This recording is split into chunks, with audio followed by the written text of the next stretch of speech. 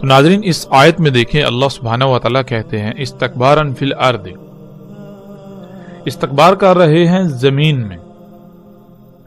استکبار کسے کہتے ہیں؟ استکبار کبارہ سے ہے، کبارہ کہتے ہیں بڑا ہونا، یعنی کہ جس کی بات مانی جائے، اسی سے اکبر ہے، اکبر کہتے ہیں وہ ذات جو سب سے بڑی ہے، یعنی جس کی بات مانی جائے گی۔ تو اکبر صرف اور صرف اللہ کی ذات ہے۔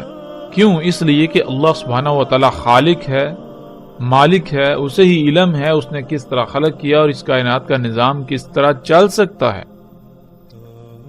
کس کے لیے کیا فائدہ مند ہے اور کیا نقصان دہ ہے، اس کا علم صرف اور صرف اللہ ہی کو ہے۔ اس لیے زمین میں کس کا حکم چلے گا، کس کی بات مانی جائے گی، کس کی مرضی چلے گی، اس کی لائق صرف اور صرف ایک ہی ذات ہے اور وہ اللہ کی ذات۔ استکبارن فی الارض، زمین میں استکبار کر رہے ہیں۔ کیا ہے استکبار کرنا؟ یعنی زمین میں بڑے بنے ہوئے ہیں، ہماری مرضی چلے گی، جو ہم چاہیں گے وہ ہوگا۔ اور یہ استکبار کرنا کیا ہے؟ یعنی زمین کی تمام مخلوقات کو اپنی مرضی کے مطابق استعمال کرنا، جو چاہنا وہ احکامات ان کو دینا۔ وہ احکامات، وہ چاہت کیا ہے؟ یہ استکبار کرنا کیا ہے؟ اللہ سبحانہ وتعالی پھر آگے اس کا جواب دیتے ہیں کہ یہ انتہائی بری منصوبہ بندیاں ہیں۔ کون سی منصوبہ بندیاں؟ آج جب ہم غور کریں تو انسان جو زمین میں اپنی مرضیاں کر رہا ہے، تمام مخلوقات کو اپنی مرضی کے مطابق استعمال کر رہا ہے، مخلوقات کو ان کے مقامات سے ہٹا رہا ہے، تو اس کی وجہ کیا ہے؟ اس کی وجہ بالکل علی الاعلان یہ بیان کرتا ہے کہ ہم بہت اچھی منصوبہ بندیاں کر رہے ہیں، ہم دنیا کو جنت بنا دیں گے۔ اللہ سبحانہ وتعالی نے ہر شے کو جو اس کا مقام تھا وہیں رکھا، بہت ساری مخلوقات کو چھپا کر رکھ دیا جو اللہ کا غیب تھا۔ لیکن ہم نے کیا کیا؟ آج انسان کیا کر رہا ہے؟ اللہ کی ان چھپائی ہوئی مخلوقات کو جو نکال رہا ہے، اور نکال کے کیا دعوے کر رہا ہے کہ ہم دنیا کو جنت بنا دیں گے۔ جیسے کہ تفصیل کے ساتھ گزر چکا اور آگے بھی تفصیل آئے گی، خام تیل جو کہ اللہ کے غیب میں سے اس کو نکالا گیا، تو کیا دعویٰ کیا جا رہا ہے کہ اس سے دنیا کو جنت بنا دیا جائے گا، بیماریاں ختم ہو جائیں گی۔ ہم نے ایسی کھادیں بنائیں یا ایسی کھادیں بنائیں گے، ایسے عناصر بنائیں گے جن سے زمین پہلے سے کئی گنا زیادہ پیداوار اگائے گی، عالی شان جدید ترین آلات سے مزین ہسپتال بنائیں گے، تمام تر بیماریوں کا خاتمہ ہو جائے گا، سفر کے اعلیٰ ترین ذرائع ہوں گے۔ اس طرح کی جتنی بھی منصوبہ بندیاں ہیں یہ انسان کر رہا ہے، تو یہ کیا ہے؟ اللہ سبحانہ و تعالیٰ کہتے ہیں یہ انسانوں کا زمین میں استکبار کرنا ہے، بڑا بننا ہے۔ اور پھر اللہ سبحانہ و تعالیٰ کہتے ہیں کہ یہ منصوبہ بندیاں یہ انتہائی بری ہیں، اور ساتھ ہی اللہ سبحانہ و تعالیٰ اس بات کا بھی جواب دیتے ہیں کہ یہ جو انسان زمین میں استکبار کر رہا ہے، اپنی مرضیاں کر رہا ہے، تمام مخلوقات کو اپنی چاہت اپنی مرضی کے مطابق استعمال کر رہا ہے، اپنی مرضی کے مطابق احکامات دے رہا ہے، یہ اس کی انتہائی بری منصوبہ بندیاں ہیں۔ تو ان کا انجام کیا ہے؟ پھر اللہ سبحانہ وتعالیٰ کہتے ہیں اور نہیں آ گھیرتی ایسی پوری منصوبہ بندیاں مگر جو ان کے اہل ہوتے ہیں، یعنی جنہوں نے وہ منصوبہ بندیاں کی۔ تو آج جو انسان نے منصوبہ بندیاں کی اور ان پر آنکھیں بند کر کے عمل درآمد شروع کیا، تو ان کا انجام کیا نکلا؟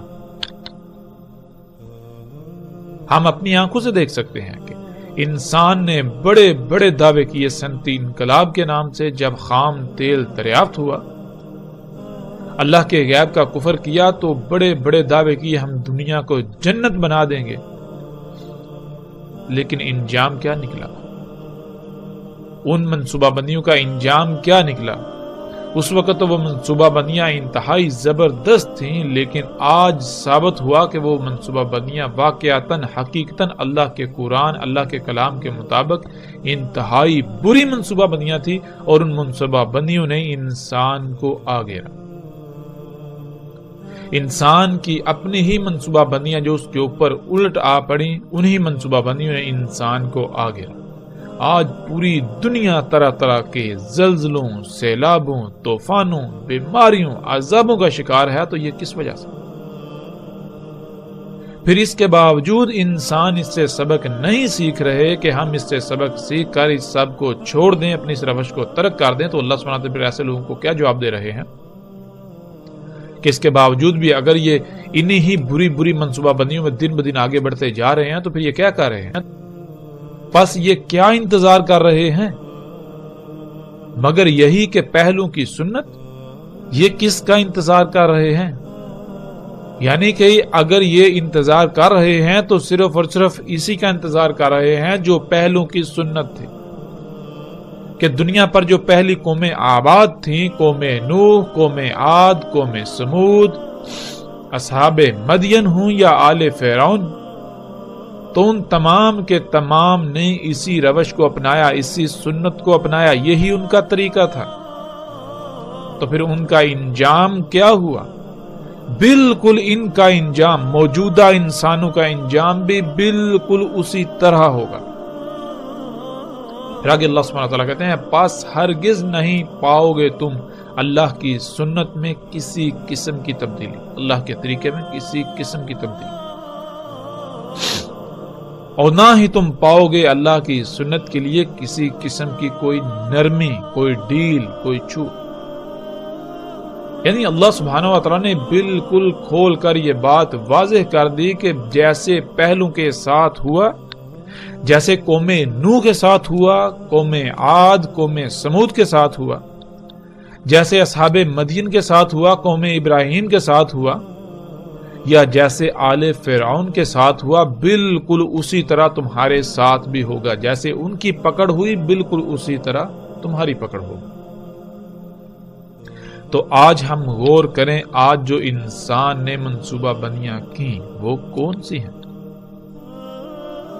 آج جو انسان طرح طرح کی ایجادات کر رہا ہے، یہ اپنی انہی منصوبہ بندیوں کو عملی پائے جامہ بنا رہا ہے جو منصوبہ بندیاں آج سے کچھ دہائیاں یا چند دہائیاں قبل اس نے کی تھی، اور ان کا انجام ہمارے سامنے ہے۔ انسان کے اپنے ہی ہاتھوں سے کیے ہوئے فساد کے رد عمل میں، اپنے ہی ہاتھوں سے کیے ہوئے اعمال کے رد عمل میں پوری دنیا گر چکی ہے۔